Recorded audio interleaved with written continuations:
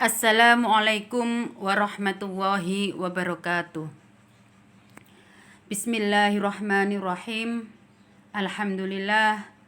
Bagaimana kabarnya anak-anak? Mudah-mudahan kalian selalu dalam keadaan sehat dan selalu dalam lindungan Allah. Anak-anak, pada pertemuan minggu yang lalu kita sudah membahas akhlak tercela dari sifat marah dan sifat pilih kasih. Pada hari ini kita masih membahas mengenai akhlak tercela, yaitu sifat fasik. Adapun tujuan pembelajaran kita pada pagi hari ini adalah yang pertama, kalian dapat menjelaskan pengertian dari fasik. 2. Kalian dapat menyebutkan dalil tentang larangan bersifat fasik. Selanjutnya, kalian dapat menyebutkan akibat berperilaku fasik. Dan yang terakhir, kalian dapat menjelaskan cara menghindari dari sifat fasik. Anak-anak, coba kamu perhatikan gambar berikut. Gambar yang pertama adalah di situ ada gambar 3 anak. Anak yang pertama yang memakai topi yaitu anak yang mau melaksanakan sholat di masjid. Sedangkan kedua anak lainnya adalah anak yang tidak mau melaksanakan sholat. Selanjutnya, gambar yang kedua yaitu gambar ada 3 orang laki-laki yang sedang meminum minuman keras atau minum khamar.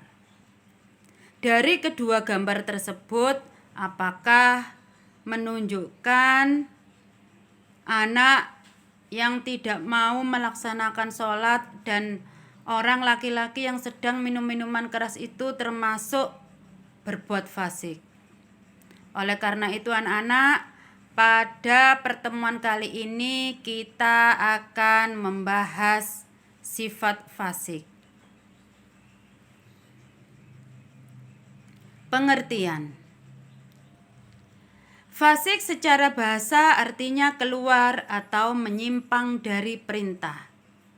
Sedangkan secara istilah, fasik adalah orang yang mempercayai Allah, akan tetapi tidak mengamalkan perintahnya, atau bahkan melanggar larangan Allah, padahal mereka tahu bahwa hal itu tidak boleh dilakukan.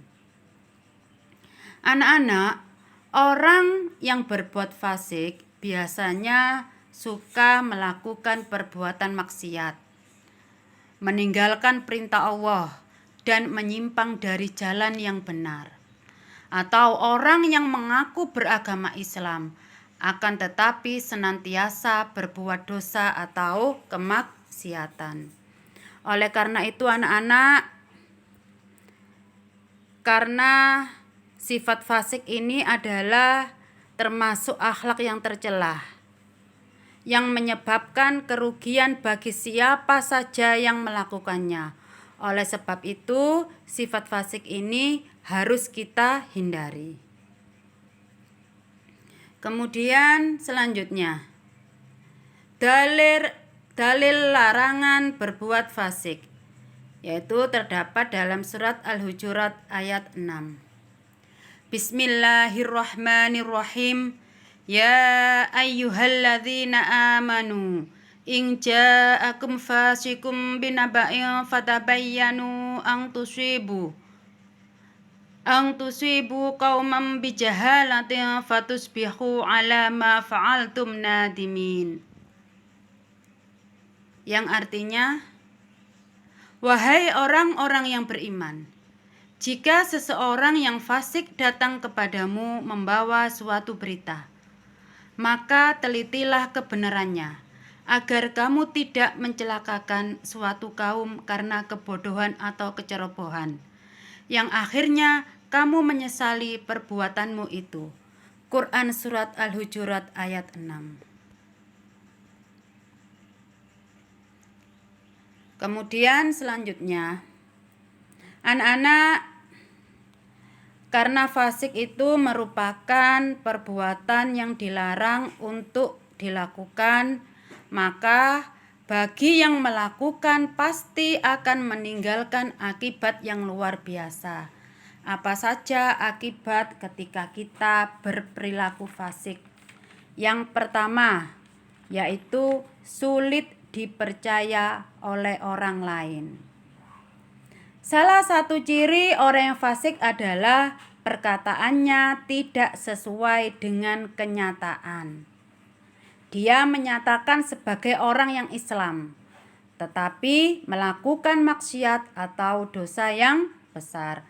Maka orang yang seperti ini tidak bisa dipercaya oleh manusia atau oleh orang lain. Kemudian yang kedua adalah tidak mendapat petunjuk dari Allah. Anak-anak, orang yang fasik terkenal dengan sebutan munafik. Orang yang fasik akan terputus dari petunjuk Allah Subhanahu wa ta'ala. Kemudian akibat yang terakhir yaitu terancam masuk neraka. Anak-anak, orang yang berbuat fasik maka dia akan terancam masuk ke dalam neraka atau akan mendapat siksa di neraka. Kemudian selanjutnya, setelah kita mengetahui akibat kalau kita berperilaku fasik, maka bagaimana cara kita menghindari supaya kita tidak bersifat fasik? Yang pertama, yaitu dengan cara memperbanyak beribadah kepada Allah. Orang yang banyak beribadah kepada Allah, maka akan mendapatkan pahala dari Allah serta keberkahan dalam hidupnya. Maka dia akan terhindar dari sifat fasik. Kemudian selanjutnya yaitu suka berkumpul dengan orang-orang yang soleh. Anak-anak, ketika kita berkumpul dengan orang-orang yang soleh, dengan orang-orang yang baik, maka tutur kata dan sikap kita akan mengikuti seperti orang-orang yang soleh tersebut, sehingga dapat menghindarkan diri kita dari segala sesuatu yang dapat menghantarkan kita kepada sifat kefasikan. Kemudian cara yang ketiga yaitu menghindari berkumpul dengan orang-orang yang fasik. Anak-anak, lingkungan di sekitar kita itu sangat berpengaruh sekali terhadap sikap dan tutur kata kita dalam kehidupan sehari-hari. Maka hendaknya kita tidak berkumpul dengan orang-orang yang fasik. Dengan begitu akan menghindarkan kita dari sifat fasik. Kemudian cara yang keempat yaitu berperilaku sesuai dengan aturan agama. Anak-anak, sebagai umat Islam hendaknya kita senantiasa berperilaku dan beramal sesuai dengan ajaran agama Islam. Karena hal ini dapat menghindarkan diri kita dari sifat fasik. Kemudian selanjutnya yaitu mengetahui betapa besar akibat dari sifat fasik. Dengan mengetahui akibat ketika kita berbuat fasik, maka kita dapat menghindari sifat fasik dalam kehidupan kita sehari-hari. Demikianlah anak-anak sedikit materi mengenai akhlak tercela dari sifat fasik yang dapat Bu Hani berikan pada pertemuan kali ini. Mudah-mudahan apa yang dijelaskan Bu Hani tadi dapat kalian pahami dan dapat bermanfaat bagi kalian semua. Anak-anak, untuk akhlak tercela sifat fasik ini adalah materi terakhir yang Bu Hani berikan pada semester ganjil ini. Untuk pertemuan berikutnya, Bu Hani buat penilaian harian dan latihan-latihan soal sebelum kalian menghadapi penilaian akhir semester. Mungkin hanya itu yang dapat Bu Hani sampaikan. Kurang lebihnya Bu Hani mohon maaf yang sebesar-besarnya. Kita akhiri dengan bacaan hamdalah bersama-sama. Alhamdulillahirabbil alamin. Wassalamualaikum warahmatullahi wabarakatuh.